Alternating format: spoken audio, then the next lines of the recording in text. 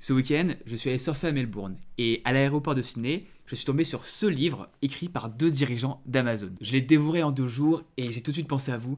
Pourquoi? Parce qu'il y a des histoires peu connues, des concepts pratiques, des retours d'expérience qui peuvent vous être utiles et je me suis donc dit parlons-en en vidéo. Le Six Pager, la fin du PowerPoint, toutes les réunions qui commencent par 20 minutes de silence. Mais au bout du bout, l'erreur va se répéter. Et ça, c'est inacceptable. Ce n'est pas parce que vous avez 3, 4, 5 entretiens que vous ne les intéressez pas. Bien au contraire. Dans cette vidéo, on va voir 3 choses. La première, c'est qu'on va prendre 7 petits concepts hyper intéressants et voir comment ils s'appliquent en pratique dans notre vie à nous. En deuxième, on va voir tout l'aspect recrutement. Pourquoi est-ce qu'ils ont des process aussi complexes? Qu'est-ce que ça a comme impact pour vous en tant que candidat ou en tant que recruteur? Et enfin, mon avis sur les différentes parties du livre, ce que j'en pense réellement et est-ce que je le recommande ou non.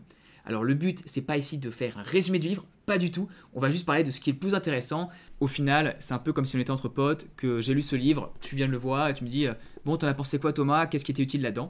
Et que je te donne les meilleurs conseils, le meilleur du livre. Si tu aimes cette vidéo, dis-le moi, vu que c'est la première du genre. N'hésite pas à mettre non plus un like, ça aide pour les algorithmes. Et puis on part tout de suite dans le vif du sujet. Allez, go! Première partie, on va parler de 7 concepts qu'on va pouvoir utiliser en pratique. Entrons dans le vif du sujet avec une phrase qui peut faire débat. Faut-il être parfait? Ça, c'est l'avis de Jeff. Et il a raison dans une certaine mesure. Pourquoi est-ce qu'il a raison et pourquoi est-ce qu'il a tort? Il a raison parce que toute erreur peut être fatale. Imaginez que vous soyez dans un process de recrutement, vous en êtes au 5e entretien. Une erreur à ce moment-là peut, malgré vos 4 entretiens réussis, vous faire échouer pour avoir ce job. Dans le cas du travail aussi, ne pas s'entendre avec un collègue peut vous bousiller la vie. Imaginez, vous pouvez avoir les meilleurs liens du monde avec 50 personnes au boulot, mais s'il y a une personne avec qui vous ne vous entendez pas, ça peut vous saper le moral, ça peut réduire vos chances de promotion ou d'obtenir le job si par malchance cette personne s'entend bien avec le recruteur. Malgré ça, je ne suis pas d'accord avec notre ami Jeff et j'aimerais apporter une nuance. Le but, c'est pas de tout faire parfaitement, on n'a pas le temps pour ça déjà, mais par contre de se focaliser à 100% sur tout ce qui peut avoir un impact grand sur vous. C'est-à-dire les premiers emails avec quelqu'un, ne pas faire faute d'orthographe, les entretiens, être le plus excellent possible à ce moment-là, se préparer, j'ai fait des vidéos sur le sujet, les collègues, ne pas s'embrouiller pour rien. Voilà pour le premier conseil, passons au deuxième. Deuxième concept sur les 7, tu peux travailler dur, longtemps ou intelligemment, mais chez Amazon, tu ne peux pas choisir 2 seulement parmi les 3. Ce concept, Jeff Bezos l'a écrit dans sa première lettre aux actionnaires, et j'aimerais faire un parallèle avec ton début de carrière. Tu ne peux pas espérer avoir une croissance incroyable dans tes 2, 3, 4 premières années si tu ne travailles pas longtemps, intelligemment et de façon dure dans ce que tu fais. Par exemple, tu ne peux pas espérer avoir le meilleur stage du monde qui soit le mieux payé possible si tu ne passes que 2 à 3 heures par semaine dessus, même si tu es la personne la plus smart du monde. Le troisième concept, il est un peu bizarre. Les leaders ne doivent pas penser que leur corps sent le parfum. Alors oui, ça sonne bizarre, et d'ailleurs il y a même eu plein de débats en interne chez Amazon pour savoir si cette phrase devait rester comme explication d'un des principes fondateurs, celui d'autocritique. Est-ce qu'utiliser un langage aussi brut dans un texte fondateur, c'est pertinent? Ça, c'est à vous de juger, c'est à vous de vous faire une opinion, mais moi ce que j'aimerais qu'on retienne, c'est une leçon de ça. Toujours avoir des chewing-gums sur soi et prendre sa douche tous les matins avant d'aller au travail. Pourquoi les chewing-gums? Tu vas faire un entretien, tu vois un directeur, tu viens d'avoir un repas, et vous êtes à manger de l'ail ou une bêtise. Avoir des chewing-gums va vraiment te sauver la vie. Quand tu vas à l'entretien, tu mets dans ton sac. Quand tu es en entreprise, tu en mets 2, 3 dans ton bureau, à côté de ton ordinateur. Comme ça, pour toi ou tes collègues, tout le monde est content. Allez, sans plus attendre, le 4e concept. Et là, plus qu'un concept, on va s'intéresser aux principes fondateurs de chez Amazon. Alors oui, il y en a 14. Et si vous voulez tous les lire, je vous mets un lien vers le livre en description. Mais on va s'intéresser à 3 des principaux, 3 qui m'ont le plus touché et qui me paraissent être importants dans un début de carrière. 1. Être obsédé par le client. Ça peut valoir aussi bien pour le but de ce que l'entreprise fait, mais aussi pour vous dans vos relations professionnelles. Par exemple, avec ton boss, il y a ce qu'il te demande de faire, que tu dois exécuter, c'est normal. Et il y a aussi ce que lui pose vraiment problème, des choses qu'il ne t'a pas forcément communiquées, mais qu'il doit rendre à ses propres boss. Si tu es obsédé par l'autre personne, par ton boss, tu vas être capable de te mettre à sa place et te dire « Ok, si je fais ça, ça peut vraiment lui apporter une valeur encore plus grande que ce à quoi il s'imagine. » Et c'est à ce moment-là que tu peux faire une énorme différence, aussi bien en termes de promotion et de carrière que de satisfaction client par rapport aux gens qui achètent tes services. Le deuxième des principes qui m'a sauté aux yeux, c'est apprends et sois curieux. Alors, vous êtes étudiant, donc normalement, vous l'êtes déjà et vous êtes dans ce cercle vertueux d'apprentissage. Mais si vous m'écoutez parmi les personnes qui ont plus de 25 ans et qui ne sont plus donc en école, je vous invite à le faire. Vous regardez ces vidéos, normalement, c'est déjà un peu le cas. Mais continuez à lire ou en tout cas à écouter des revues de livres. Et enfin, troisième, le biais pour l'action. La vitesse, la vélocité importe dans le monde de l'entreprise. Plus vous êtes rapide, plus vous allez avoir des résultats rapidement. Oui, on peut faire des erreurs, mais la plupart d'entre elles sont réversibles. Par exemple, si tu es étudiant et que tu cherches un stage, commencer dès le début d'année à contacter les anciens peut avoir une différence. Si tu es le premier à contacter la bonne personne, c'est à toi qui vont donner le stage et pas à un autre. Et si tu es dans le milieu professionnel, réussir tes premières missions en 1 ou 2 semaines au lieu de 3 ou 4 va drastiquement changer la perception des autres et donc les prochaines tâches qu'ils vont être amenés à te donner. Plus tu délivres fort, plus on va te voir comme une personne en qui on peut faire confiance et à qui on peut donner des grandes tâches et donc plus tu vas pouvoir monter rapidement en responsabilité. Voilà pour les principes, c'était le 4e point. 5e concept, celui qui me plaît le plus en fait là-dedans, avec lequel je suis plus attaché personnellement parce que c'est vraiment un biais que j'ai et avec lequel je suis tout à fait d'accord. Les bonnes intentions ne marchent pas, les mécanismes, oui. Ce qu'on entend souvent à l'entreprise lorsqu'il y a une erreur, c'est « bon, il faut qu'on travaille plus, il faut être meilleur à ça, il faut faire plus attention ». Est-ce que ça change vraiment les choses ? Ah, peut-être pendant 1 semaine, 2 semaines, 1 mois, 2 mois, mais au bout du bout, l'erreur va se répéter. Et ça, c'est inacceptable. Si on ne change pas les conditions sous-jacentes au problème, il va se répéter. Un exemple tout simple, on est sur un chantier de construction. Un ouvrier se prend un boulon sur la tête. Heureusement, il avait un casque. Si le management dit aux ouvriers « faites plus attention avec les boulons », très bien, ils vont faire attention, mais ça peut se reproduire.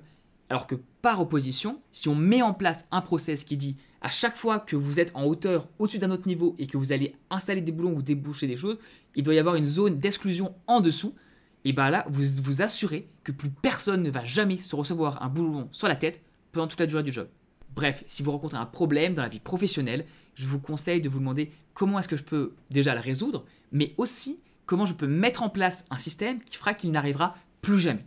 Le 6e conseil, il est intéressant parce qu'on va partir de là où ils le prennent et l'appliquer totalement différemment dans votre cas.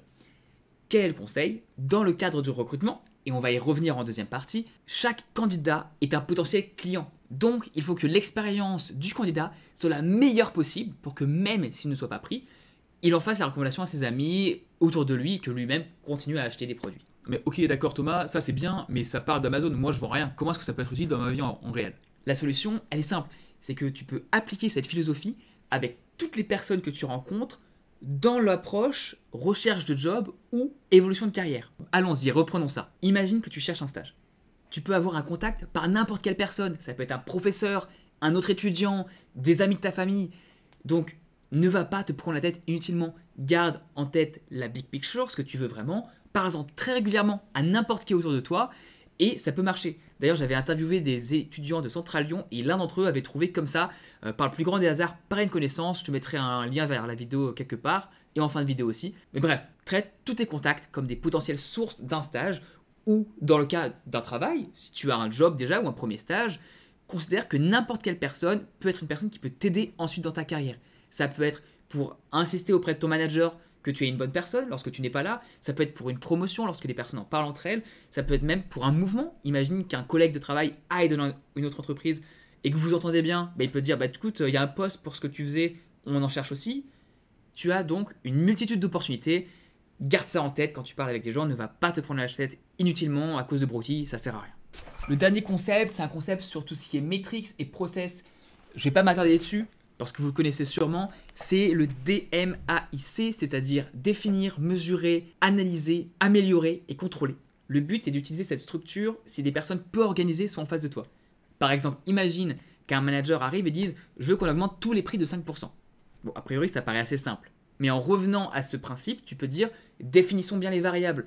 Quand on parle de tous les prix, est-ce qu'on parle de tous les prix des produits ou aussi ceux des services, du service après-vente, des frais qu'il peut y avoir, qui en général, eux, ne sont pas augmentés en même temps que les autres. Je ne sais pas si j'étais clair, dis-le-moi en commentaire. Je passe quand même à la suite parce que c'est intéressant et on a passé suffisamment de temps dessus. Deuxième grande partie sur le recrutement, aussi bien pour le candidat que pour les personnes qui recrutent, avant de passer à mon avis sur le livre et des concepts que je vous recommanderais d'aller lire dedans. Donc, le recrutement, pourquoi c'est intéressant ? Car à Amazon, ils ont un process qui s'appelle augmenter la barre. Commençons par une histoire et après on en vient à ce qui est utile pour vous. Un ancien vice-président d'Amazon raconte l'un de ses entretiens avec un CEO d'une grande multinationale.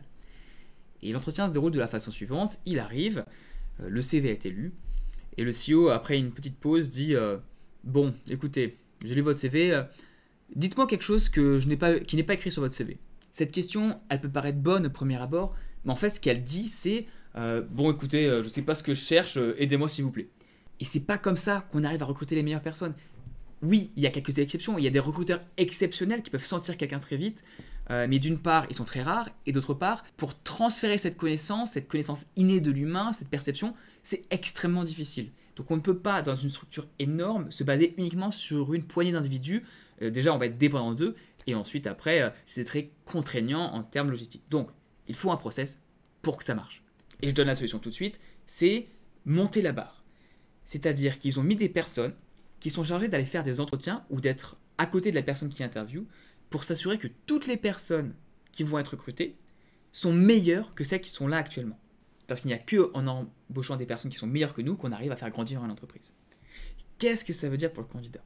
Ça veut dire que le candidat va passer par beaucoup d'entretiens qui seront eux-mêmes jugés par beaucoup de personnes, qu'il va y avoir un feedback écrit sur ces entretiens et qu'il faut donc ne pas perdre patience. Ce n'est pas parce que vous avez 3, 4, 5 entretiens avec une entreprise, notamment en tech, que vous ne les intéressez pas. Bien au contraire, c'est une preuve de respect de suivre un process qui est similaire pour tous les candidats pour s'assurer d'avoir les meilleurs. D'ailleurs, petite parenthèse sur la partie écrite, c'est quelque chose de systématique chez Amazon. Après chaque entretien, il va y avoir un débrief écrit de ce que vous avez dit, de la façon dont vous avez répondu aux questions, afin de pouvoir mettre ça sur des grilles et de noter les différents composants.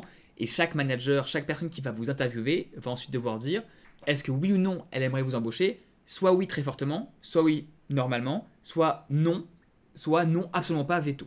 Si vous êtes de l'autre côté, vous pouvez vous en inspirer dans vos propres process de recrutement. D'ailleurs, si vous voulez faire ça, une petite anecdote, leur règle chez Amazon, c'est de tenir le candidat informé toutes les semaines de l'avancée du process. Et même si vous avez encore d'autres candidats à évaluer, de lui dire. Et ce qu'ils aimaient d'ailleurs bien faire avec les candidats qu'ils aimaient fortement, c'était de leur donner ce qu'ils appelaient une bombe de livres, c'est-à-dire 10 à 15 livres qu'ils trouvaient extrêmement bien et qu'ils pensaient que dans le cas de son profil à lui, serait intéressant qu'il lise avant ou pendant qu'il soit à Amazon. Donc c'est un cadeau, ça fait extrêmement plaisir et en même temps le candidat va se dire « Waouh, c'est incroyable à quel point il pense à moi, il pense déjà au fait que potentiellement je suis une bonne personne, parce qu'ils me donnent des livres, donc ils ont quand même envie d'investir en moi. Et si je viens, ils ont envie aussi que je progresse, que je grow. Bref, maintenant passons à la troisième et dernière partie. Je vais brièvement mentionner quelques concepts qui m'ont paru extrêmement intéressants dans le livre, te dire ce que c'est, comme ça si ça donne envie, bah, tu pourras aller le voir, et ensuite te donner la note que je donne au livre et ce que j'en ai vraiment pensé. Pour les concepts qui m'ont paru extrêmement intéressants et que j'ai eu un grand plaisir à lire, il y en a eu 3. Donc là je parle des gros concepts, pas des phrases comme on a fait dans la première partie, mais vraiment d'éléments massifs et critiques du système Amazon. Le premier, c'est d'avoir des leaders à focus unique, ce qu'ils appellent en anglais des single-threaded leaders.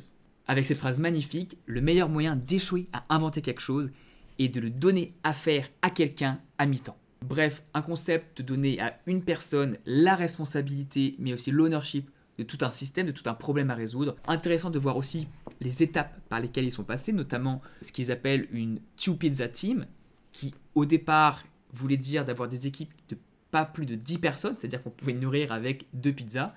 Concept dont ils ont vu les limites au bout de quelques années, d'où leur conclusion finale de Single Threaded Leader, qui est la base de leur organisation actuelle. J'en parle pas trop ici parce que c'est extrêmement intéressant d'un point de vue personnel de connaître ce type d'organisation, mais de toute façon, vous n'aurez pas un impact sur l'organisation dans laquelle vous êtes, à moins que vous soyez vous-même un leader. Donc c'est une bonne lecture pour prévoir dans 5-10 ans en avance, ou si vous êtes dans une startup par exemple, si vous êtes CEO.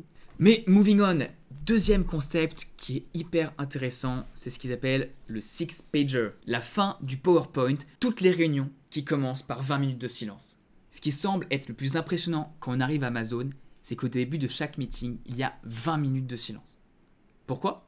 Parce que tout le monde lit un document qui a été préparé pour le meeting et qui explique les enjeux, les aboutissants, pourquoi est-ce qu'on fait ce meeting et surtout quels sont les problèmes rencontrés et quelles sont les solutions que l'on envisage à celui-ci. Cela est fait par écrit sur un document Word au lieu d'avoir un document PowerPoint. Alors pourquoi faire ce choix ? Il y a plusieurs raisons, et notamment en termes de densité de l'information. On lit 6 à 8 fois plus d'informations par lecture rapide qu'en écoutant un présentateur. Il y a aussi une question d'enlever le biais d'avoir des bons présentateurs, où quelqu'un qui parle très bien va réussir à faire passer une mauvaise idée, alors que quelqu'un qui est plus timide, introverti, ne va pas forcément réussir à faire passer la bonne idée, qui est la meilleure pour l'équipe, pour le business. Donc on peut enlever ce biais-là. Il y a aussi une capacité à l'écrit de faire passer les idées complexes beaucoup plus facilement, qui sont interconnectées, alors que PowerPoint a cette faculté de simplifier tout ce que l'on voit à l'écran. Bref, une initiative difficile à mettre en place, courageuse politiquement, mais qui a un résultat énorme en multipliant la quantité d'informations qui est transmissible au cours des meetings. Et quand on sait à quel point certains meetings ne servent à rien, enlever cette partie-là est énorme. Enfin, dernier chapitre sur, d'ailleurs le titre du livre, c'est Working Backwards, qui est comment mettre le customer, le client en premier, avec pas mal d'exemples. Ça rejoint la philosophie de vous mettre à la place de l'interlocuteur, dont je vous parle dans beaucoup des vidéos sur les entretiens ou sur comment faire son CV. Vous êtes déjà sûrement sensibilisé à ce sujet-là. Si vous voulez aller un peu plus en profondeur, c'est l'occasion aussi dans ce livre. Bref, maintenant mon avis sur le livre, est-ce que je vous le recommande ou non? Simplement, oui, je le recommande. Alors attention, je pense que d'un point de vue ingénieur ou jeune diplômé avec moins de 5 à 8 ans d'expérience, toute la première partie sur les valeurs de Amazon et sur la culture et ce qui est applicable concrètement, très bien, très bien. Mais toute la deuxième partie sur 4 projets d'Amazon, donc Kindle, Prime, Prime Video et AWS, comment est-ce qu'ils ont été mis en place, les histoires, les success stories, bon, c'est bien, mais on perd quand même en intérêt en termes de praticité. C'est pas très utile lorsqu'on est dans une grande entreprise, c'est pas très utile lorsqu'on est dans une startup parce qu'on a d'autres projets sur lesquels travailler. Peut-être que vous y trouverez plus d'intérêt que moi, mais la première partie vaut largement le détour. Je dirais que la première partie, c'est un solide 9 sur 10, 8.5 sur 10, 9 sur 10. La deuxième partie, plus un 6, c'est pas mauvais, mais ouais, c'est 5-6. Grosso modo, un bon 15 sur 20 au final. J'ai beaucoup aimé. La première partie est géniale, intéressant, une culture très différente, courageuse sur certains choix. On voit que Jeff Bezos est très intelligent, de toute façon ça étonnera personne, mais que la traduction dans la structure de ses idées et la culture qu'il a créée, les personnes autour qui ont réussi à faire perdurer ce type de choix, c'est extrêmement intéressant. Donc je vais vous mettre un lien en description, j'essaierai d'en faire un lien affilié, donc ça vous coûte pas plus cher mais ça devrait me rapporter quelque chose si vous décidez d'acheter ce livre. Je l'ai jamais fait, donc je vais essayer de mettre un lien affilié, on verra si ça marche. Bref, j'espère que ça vous a plu, je vous mets d'autres vidéos de la chaîne qui pourraient vous intéresser ici à gauche et à droite. Et puis si vous avez des commentaires, si vous achetez ce livre, si vous le lisez, n'hésitez pas à me le dire, ça m'intéresse vraiment d'avoir votre avis dessus. Et je vous dis à bientôt, bye bye.